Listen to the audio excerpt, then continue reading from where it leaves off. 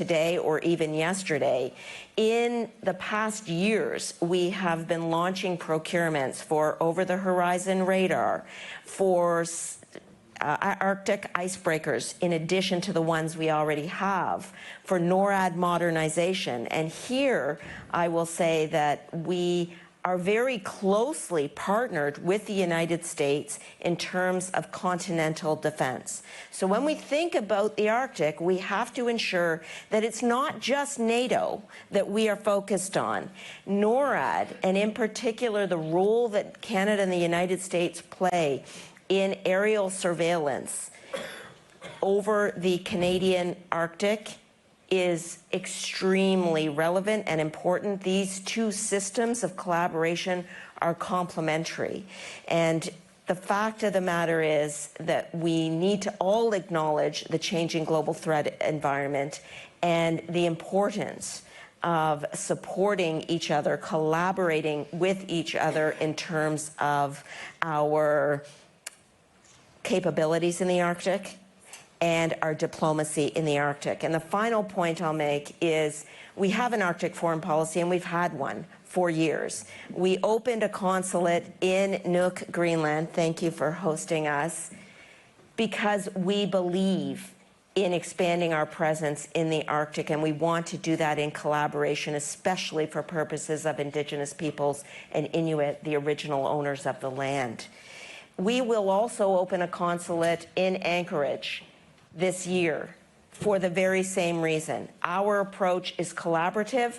Our approach is one in which we build together through multilateral organizations and partnerships.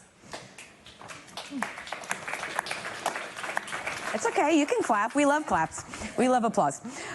Senator Murkowski, the foreign minister, laid out Russia's really growing opportunities, I guess, to get closer to the United States, to North America, to Canada, as times are evolving. What about the threat from China? How has that, is it a threat right now? Are you seeing that manifest in any way? And again, how is that one changing? The short answer is yes. The short answer is yes, in terms of what we're seeing with China. And it's not just with China. We've seen China up in the Arctic on doing research or mapping, whatever it is they may say they're doing.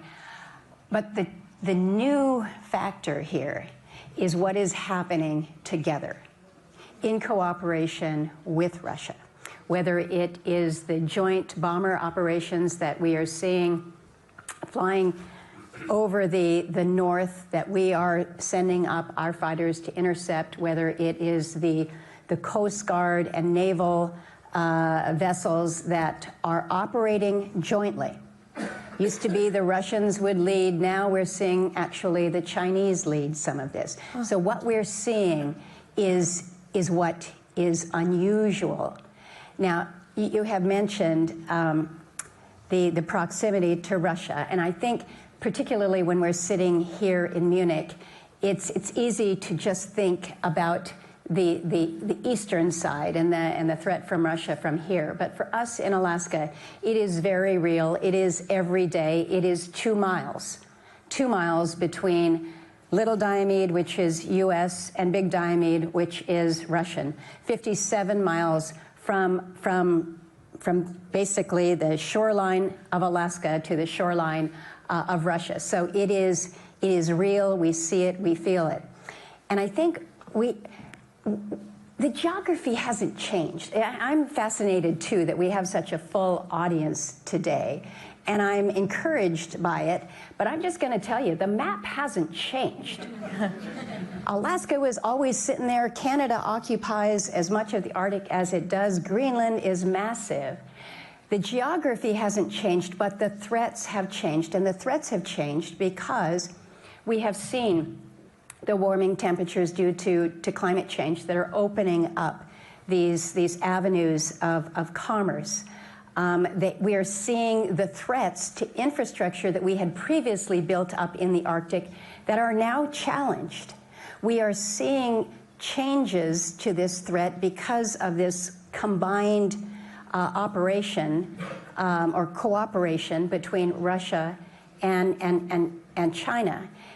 And this is why we need the alliances that we have. This is why we need the NORAD cooperation, why we need a strong NATO alliance, why NORAD and NATO must be working in tandem with one another.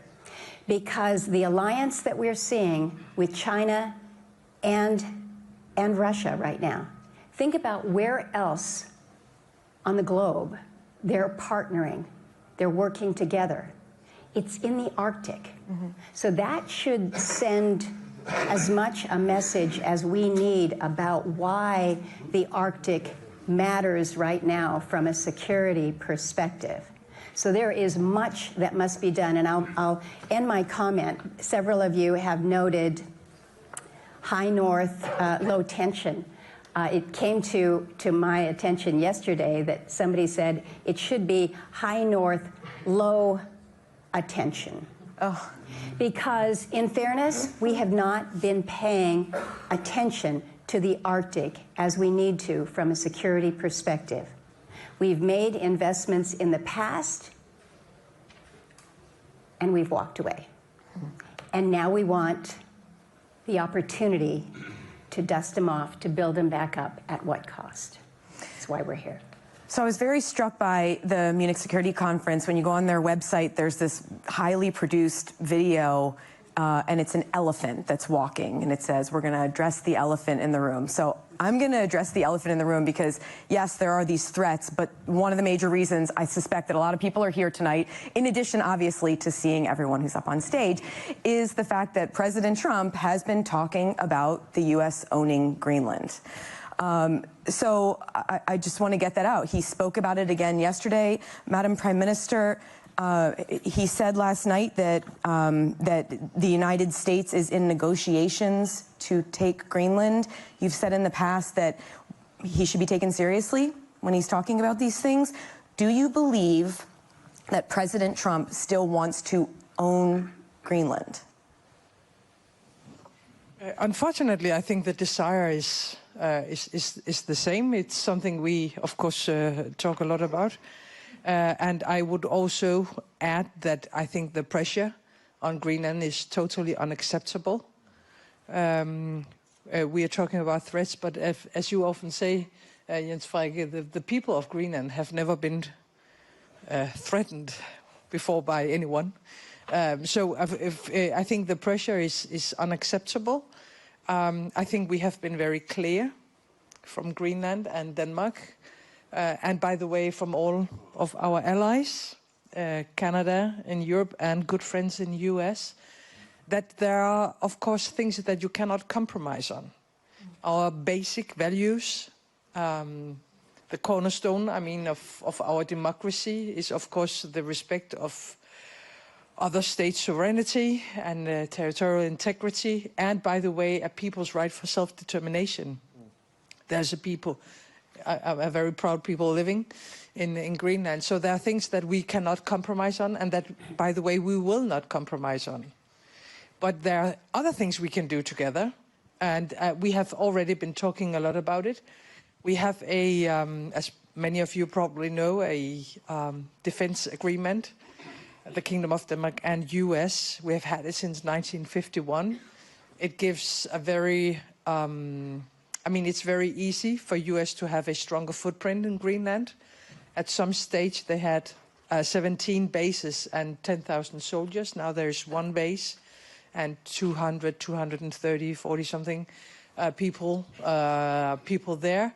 And I mean, we have always been a very reliable, strong partner for US. So if it's a question about home defense, if it's a question about common security, we will always like to work together with the US. So that is possible, but no. Everybody asks us, do we think it's over? I mean, no, we don't think it's over. We now have a working group. It's good. We will try to see if we can find a solution, and you can rely on us, you can trust us. We will do whatever we can.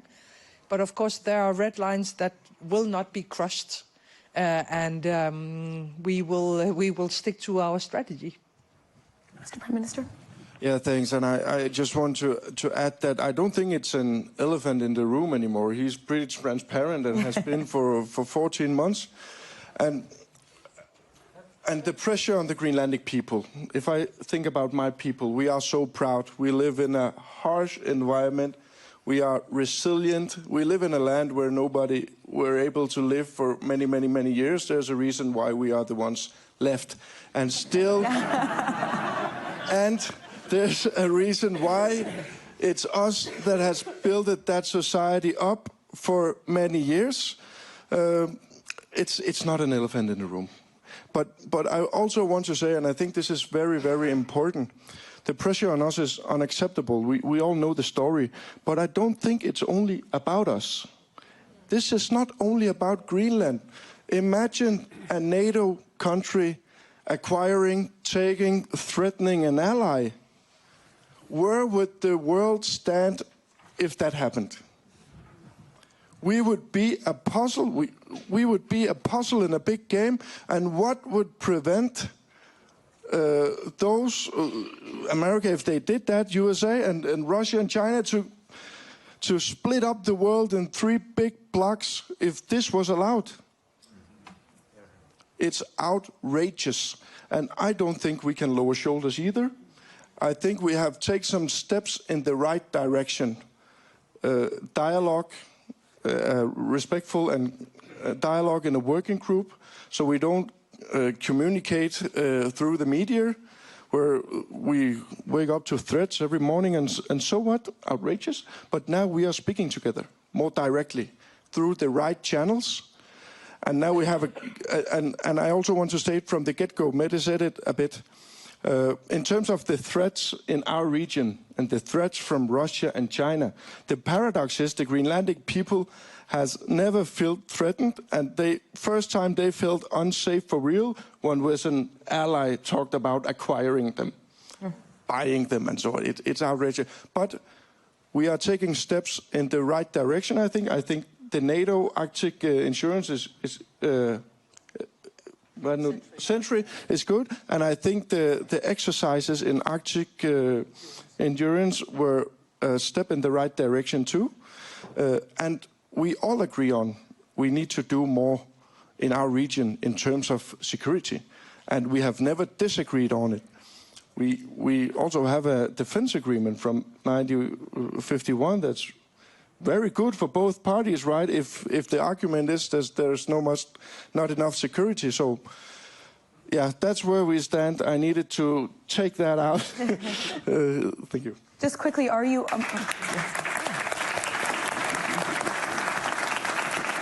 Great. Like I said, we love the applause. Keep them coming.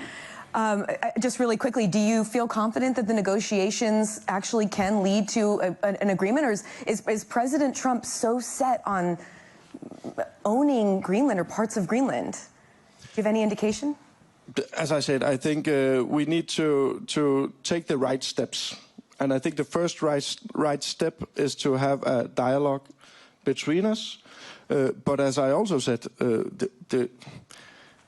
we cannot lower our shoulders. Mm-hmm. Look, the desire to control or to have Greenland is there, but I think we are taking the right steps, both in terms of our dialogue, but also in terms of the big issue for them, the security, national security, international security. It has many names now because it's been mentioned so much, but I think we are aligned on that one.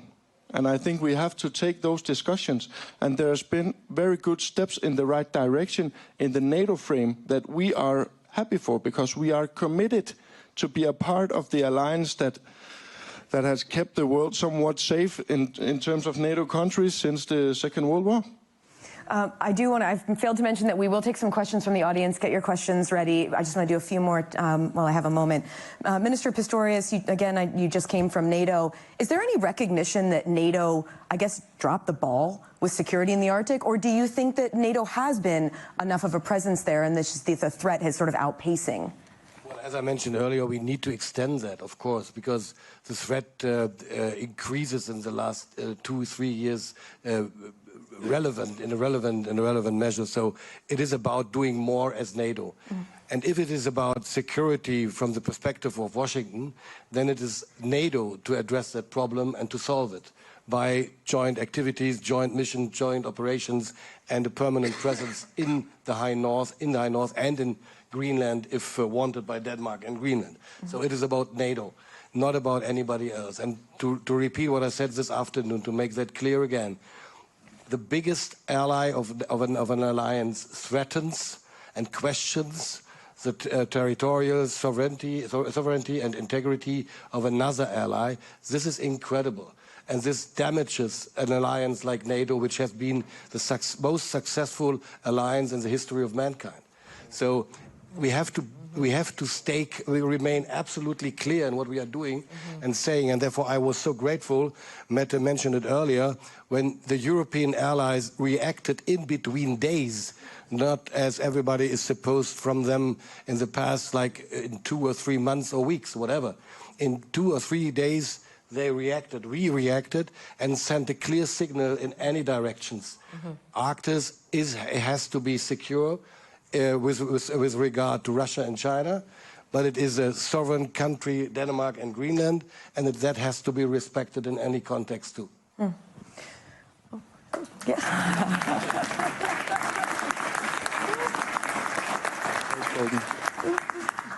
Minister Anand, you mentioned the huge proportion of Canada that is Arctic. Do you feel like there is more that Canada specifically can be doing? And if so, what? You mentioned the ambassador, the Arctic ambassador, the new consulates, but is there more that Canada specifically can be doing for security? So we aren't relying on any one other country to help us through Arctic security. We are acknowledging that the threat environment has changed and that we will ourselves ramp up our spending on defense and dual-use infrastructure. We are putting $80 billion into defense spending. In this economic environment, that is remarkable. We will reach 5% by 2035, but more importantly, we really need to understand that the threat environment has changed, as I said, and to elaborate on that, it is a geostrategic issue in terms of Russian infrastructure moving further north towards the Arctic Circle. But let us make no mistake that there is an economic advantage to ensuring that you have play in the Arctic. In other words, this is not just about land acquisition.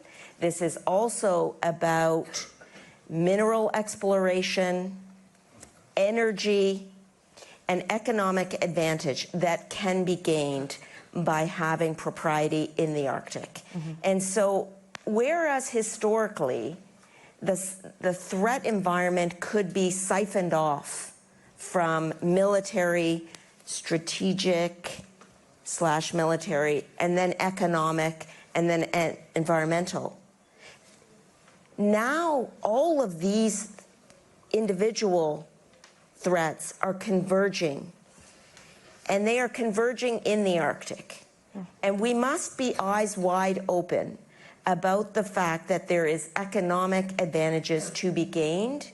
And Canada believes in stabilizing the supply chains for critical minerals. We also believe that we have to respect territorial integrity and sovereignty in the discussion of ownership of these resources. Minister, you want to say something? I just would like to add something in terms of when did we realize that the Arctic needs more of our attention? I mean, we initiated together with Canada and Norway in 2024 the Maritime Security Agreement. Denmark joined 1 year later. This is a proof of that we have seen already earlier, we prepared that already in 23, that it needs to be watch more carefully what is going on and what can we do. And Iceland will join us in the near future, and we are open for other partners in that region, in that area, because the North Atlantic, the high north, the access to the North Atlantic and the Atlantic in between North America and Europe is essential for our security and for our prosperity. Therefore, it is so crucial to keep control about that and not let that fall to Russia and China. Mm-hmm. Senator Murkowski, I want to ask one more question before we go to the audience. You traveled to Greenland this past week. What did you hear? What did you learn? I learned, first and foremost, directly from the Greenlanders, that they are a very proud people, a very strong and resilient people, as the Prime Minister has noted. I knew that because I've been to Greenland multiple times, but it was reinforced to me in so many different ways. And it underscored, again, why we respect the self-determination of the people of Greenland, why we respect the sovereignty of the Kingdom of Denmark as you choose the decisions that are best for the people, and we respect that will and that choice. The conversation that has been had in this past year about somehow or other acquiring, buying, taking over military force, whatever the terminology may be, has distracted in ways that I don't think any of us could have anticipated, because we're talking about the security of a region.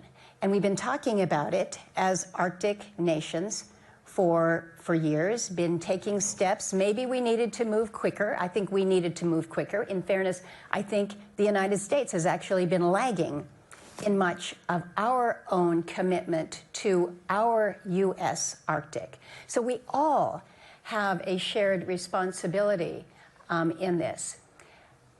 But when we're spending this much time talking about the situation with Greenland and whether or not the United States is going to acquire it, it takes the eye off the real issue, the real threat, which is Russia, and what Russia is doing with China. And it takes away our ability to build on these alliances that have been so strong, that are so important going forward. And it unfortunately focuses the issue of security solely on defense, when there is so much more that needs to be wrapped into the security discussion when we're talking about the Arctic. Remember, it is cold and dark much of the time. It is very isolated. In our Arctic, very small populations, we have shared challenges in terms of affordability of people to live there, how we are able to keep our young people in our Arctic communities. What are our economies? We can share so much with Greenland in terms of what it means to have a small community be overtaken by a cruise ship that comes to your town. You want the economy, but you want to have your own identity. We have so much to be working on. And we have been so distracted is a mild term right now. In my view, it has been offensive that this view that the United States can come in and say, we want this to a sovereign territory. That's not how major powers should act. This is not the way the United States should lead when it comes to the Arctic. This is not how we should lead when we are trying to build our alliances in an area that is so very, very, very necessary now. Thank you so much for your clarity.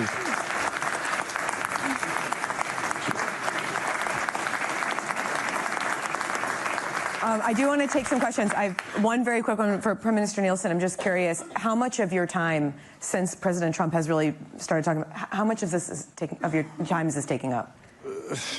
I mean, is this your primary focus right now? It is. Of course it is. It is. Even still, even with the negotiations, Has this become... Yeah, as I said, this is very, very serious. And the situation is still serious. As I said, we have steps in the right direction. And that's okay. But does that mean that desire is gone and we can lower shoulders and so what? That we can do less now? No. So we are using all of our resources to protect our I was about to call it friendship, but the alliance and the partnership and the respect for democracy, international law, and so on. We use a lot of resources on that. Mm-hmm. I do want to take some questions. I saw your hand first over there. Thank you very much. I have a question to Senator Murkowski. I wanted to ask. Oh, very like this. Thank you. I'm a freelance journalist from Switzerland, and my question would be, how should we handle China's aspirations in the Arctic without creating new or more tensions? We have already tensions. From the other side, what could be like another working group, or what could we do? Thank you. I think the answer is here. I think the answer is in greater alignment with shared Arctic interests to demonstrate that there is no separation. There is no separation. Think about the map right now. The map, the way those of us in the Arctic look at it from above. When Finland and Sweden joined NATO, you go all the way around from Finland, who shares that border with Russia. You go all the way around the top of the globe, all the way over here to Alaska. We're so far west, we're east, which is actually true. But we are flanking Russia, and we can isolate them as they have done because of their invasion of Ukraine. But it will be the strength of our shared commitment that I think makes the difference when it comes to China. But it's also going to take investment. It's going to take a focus on domain awareness, what we are able to do more cooperatively when it comes to enhanced communication. We're going to have to use the technologies that will allow us a more nimble platform in the Arctic when it comes to China. Madam? In Prime Minister Carney's Davos speech, he specifically called for cooperation and coordination globally on issues of mutual concern, and said that if you're not at the table to discuss these issues, then you're on the menu.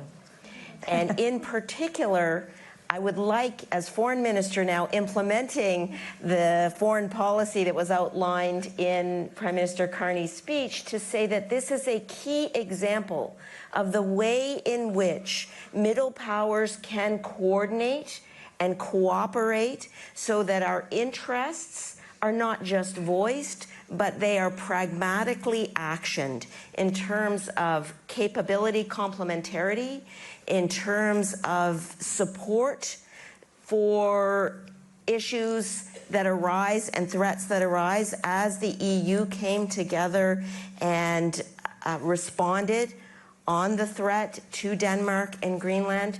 These are examples of the way in which we can work together, and we cannot lose sight in this geopolitical environment of the importance, value, and necessity of working together, cooperating and coordinating at every turn through existing multilateral alliances and alliances that arise as necessity causes alliances to be formed. Sir? Sorry, I'm making you run through the crowd here. I just want to talk about, a lot of this seems to be different sets of facts. Some people are saying there's loads of Chinese and Russian activity around Greenland, and other people are saying no, or at least not now. Can some of the differences of opinion politically be resolved by having a common picture of what the facts are? It would be too easy. So great. I mean, that does seem like a fact, right? Whether there's ships or presence or not. This is a good point. And the facts are, madam, they're... We have the facts. Of course we have. Sir? Thank you for this opportunity. I don't want to damage the environment here because I'm from China, indeed. I would like to say, I understand now this time some American and European, you try to repair the transatlantic relations. But I think it could be out of logic and reason that to take China as a so-called threat and to help you get some more cooperation in Arctic. I think, yes, especially the Madam Senator, you, in your accusation against China, I think mostly because of you think that China and Russia, they are a kind of, close relations. And also some other, I think, based on the imagination. Even Prime Minister, you think, okay, you have facts. But I think it depends on how about the judgment from our Greenland people. I think that not only just cooperate with Russia. For a long time, China has been looking for any opportunity to cooperate with Nordic countries, including Denmark. So my question is, now if we try to touch the real point of the issue is, once there are some more militarization of Greenland, and then expand to Arctic region, I mean more and more militarization, what will happen?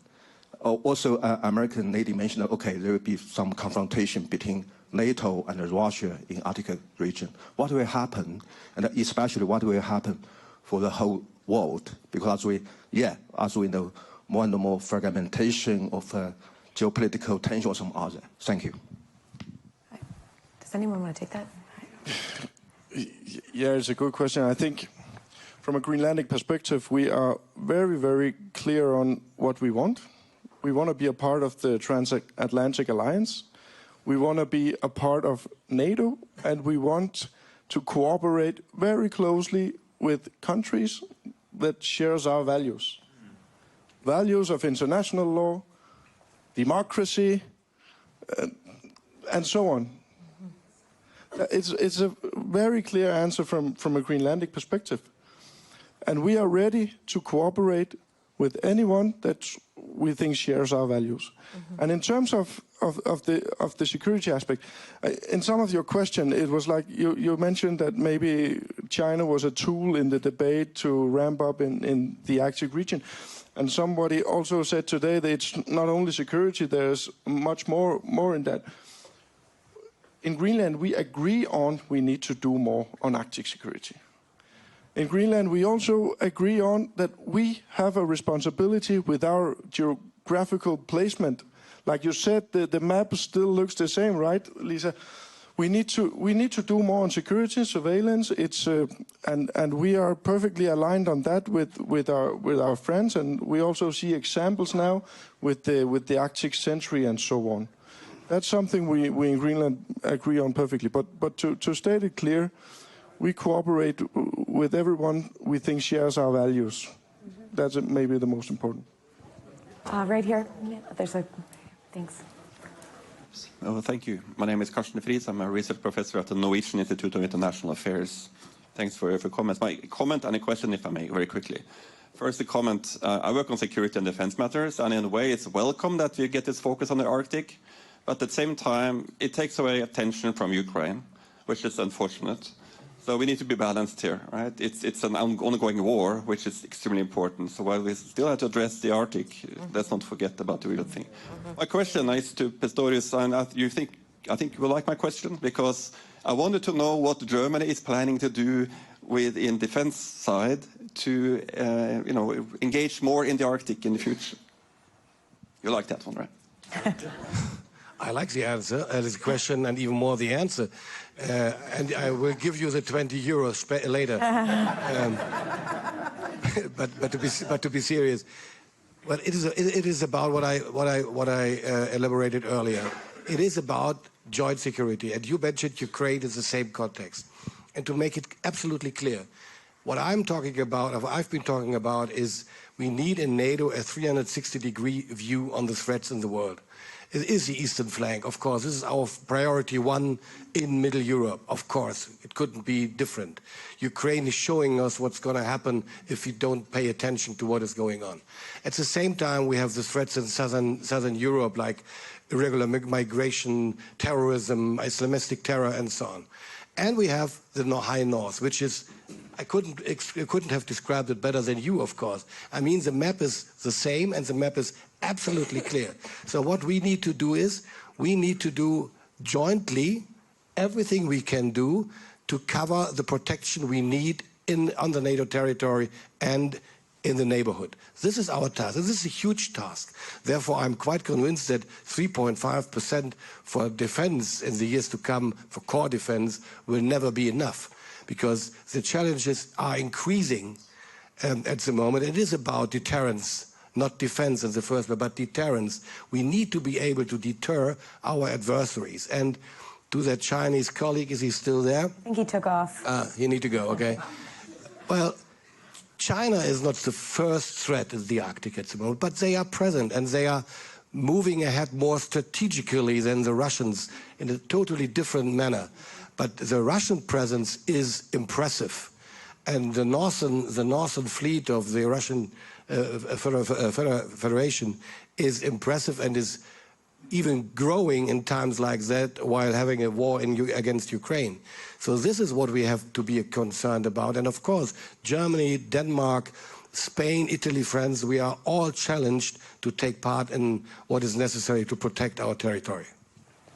Maybe just to add one thing, I totally agree, but this is a very tough message to all Europeans. I mean, we have to be able to tackle more crises at the same time, because the old world is not coming back. And I mean, and everything is interlinked. So the war in Ukraine has never been about Ukraine. Yeah, it's those who are suffering, but it's about Russia. And it's about Russia's imperial dreams, and the same goes for the Arctic region. This is not about the Arctic region, it's about Russia's imperial dreams. The hybrid war against Europe that is going on every day has to be tackled at the same time as the war in Ukraine and the Arctic. By the way, the door is totally open for Russia now in the Sahel region. We are out of it. So our problems with terrorism, it's not on top of mind right now.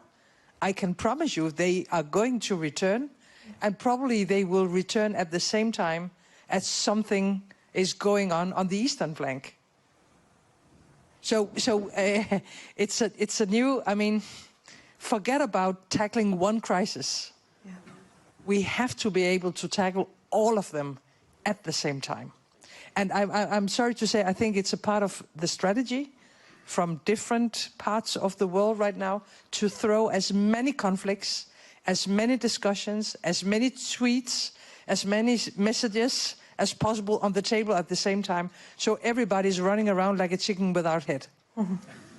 And therefore, when you were asking, it's a very good question. How much time do we spend on responding? Too much?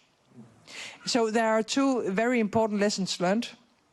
As Europeans, you cannot build your strategy on what other people are doing. So was there like a European moment this January? Yes, there was. And now our obligation is to transform that Greenlandic European moment into a European strategy. And I think this is extremely important. The other lesson learned is that when we stand together and when we are able to respond as effectively as others, then the markets react, and then changes will be seen in the political messages from US.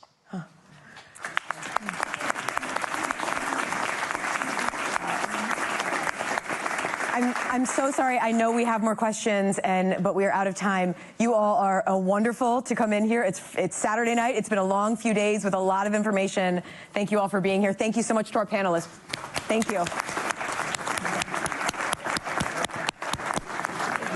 Thank you, Mr. Mette.